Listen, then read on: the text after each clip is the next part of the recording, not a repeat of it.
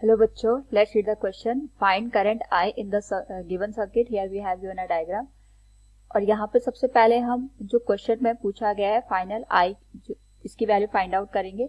तो सबसे पहले हम यहाँ पे की कॉन्सेप्ट का यूज करेंगे and here the key concept is given as Ohm's law, जिसमें हमें ये गिवन होता है कि हमारे पास किसी भी टर्मिनल के अक्रॉस जितना भी पोटेंशियल डिफरेंस होता है उसी के करस्पॉन्डिंग करंट फ्लो करती है, यानी जो हमारे पास करंट का फ्लो होता है that is directly proportional to the potential difference. जितना ज्यादा पोटेंशियल डिफरेंस होगा उतना ज्यादा करंट हमें देखने को मिलेगा. दूसरा हम यहाँ पे यूज करेंगे आइडियल डायोड की कंडीशन का. आइडियल डायोड में हमारे पास यहाँ पे जब फॉरवर्ड बाइसिंग होती है उस पर्टिकुलर केस में जो डायोड होता है as a short circuit behave करता है. शॉर्ट सर्किट का मतलब हो गया इसका जो यहाँ पे रेजिस्टेंस होता है ऑलमोस्ट जीरो के बराबर होता है. और अगर हम बात करें यहाँ पे रिवर्स बाइसिंग की, तो रिवर्स बाइसिंग में एज ए ओपन सर्किट काम करता है. ओपन सर्किट का मतलब हो गया आर की जो वैल्यू होगी इन्फिनिटी के बराबर होगी. इस पर्टिकुलर केस में जो करंट फ्लो करेगा फ्रॉम द डायोड वो जीरो के बराबर होगा. नाउ यहाँ पे हम साथ में यूज करेंगे सीरीज और पैरेलल कॉम्बिनेशन का. तो सीरीज में हमारे पास जो इक्विवेलेंट रेजिस्टेंस होता है वो होता है R1 plus R2 plus R3 and so on. और पैरेलल में हमारे पास जो इक्विवेलेंट रेजिस्टेंस होता है इट विल बी गिवन है 1/R1 plus 1/R2 plus 1/R3 and so on के बराबर. तो क्वेश्चन में हम इसी का यूज करेंगे. सबसे पहले अगर हम यहाँ पे ऑब्जर्व करें तो हम ये मान के चलते हैं ये हमारे पास पी साइड हो गया, ये एन साइड हो गया. अब जो पी साइड है यहाँ पे 5 वोल्ट के करस्पॉन्डिंग कुछ ना कुछ ड्रॉप 2 किलो ओम में होगा. और हमारे पास यहाँ पे जो पोटेंशियल होगा वो यहाँ पे पी साइड की ओर अप्लाई हो जाएगा, यानी ये हमारे पास यहाँ पे ड्रॉप होने के बाद कुछ ना कुछ पोटेंशियल यहाँ पे अप्लाई हो जाएगा. और अगर हम एन साइड को देखते हैं तो ये नेगेटिव टर्मिनल के साथ कनेक्ट है. भले यहाँ पे कुछ ना कुछ ड्रॉप होगा हमारे पास 2 किलो ओम के अक्रॉस, लेकिन अगर हम ऑब्जर्व करें तो जो पीएन हमारे पास यहाँ पे जंक्शन है, पी साइड हायर पोटेंशियल पे, एन साइड लोअर पोटेंशियल पे, जिस वजह से हमारे पास जो पीएन यहाँ पे डायोड हो गया एज ए शॉर्ट सर्किट के जैसे बिहेव करेगा.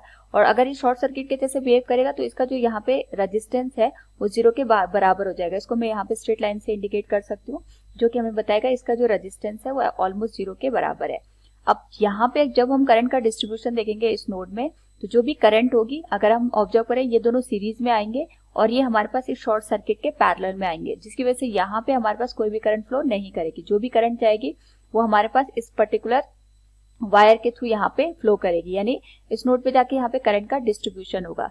अगर हम ऑब्जर्व करें यहाँ से जो करंट आएगी वही 2 किलो ओम में यहाँ पे वापस आएगी, यानी हमारे पास अगर मैंने इसका रेजिस्टेंस जीरो माना है तो उसके करस्पॉन्डिंग वो 2 किलो ओम के साथ यहाँ पे सीरीज में होगी. तो अगर मैं मॉडिफाई करके सर्किट बनाऊं तो हमारे पास ये बनेगा this will be 5 volt, this will be given as 2 kilo ohm. यहाँ पे हमारे पास कुछ करंट फ्लो होगी that will be 2 kilo ohm के अक्रॉस. अब यहाँ पे ये सीरीज में है, ये इसका रेजिस्टेंस जीरो है और ये हमारे पास 2 किलो ओम है, तो R प्लस जीरो यहाँ पे इसका जो रेजिस्टेंस होगा वो 2 किलो ओम के बराबर ही आएगा. यानी हमारे पास सर्किटरी कुछ इस तरीके से बनेगी. ये बन गया हमारे पास यहाँ पे रेजिस्टेंस 2 किलो ओम, ये भी 2 किलो ओम. नाउ हमें यहाँ पे टोटल करंट I की वैल्यू कैलकुलेट करनी है. तो हम देख सकते हैं ये दोनों पैरेलल में, जिस वजह से यहाँ पे जो इक्विवेलेंट रेजिस्टेंस बनेगा that will be 2 into 2 divided by 2 plus 2 4, और ये आ जाएगा हमारे पास यहाँ पे 1 किलो ओम के बराबर. नाउ यहाँ पे अगर हम देखें तो इन दोनों को मिला करके 1 किलो ओम बन गया. अब 2 किलो ओम और 1 किलो ओम हमारे पास यहाँ पे सीरीज में होंगे और सीरीज में हमारे पास यहाँ पे जो इक्विवेलेंट रेजिस्टेंस की वैल्यू होगी that will be sum of the given resistances, जो कि आ जाएगा 3 किलो ओम. नाउ यहाँ से अगर हम करंट की वैल्यू कैलकुलेट करें तो ये आ जाएगा टोटल पोटेंशियल जो कि 5 के बराबर है divided by total equivalent resistance जो कि आ जाएगा 3 किलो ओम.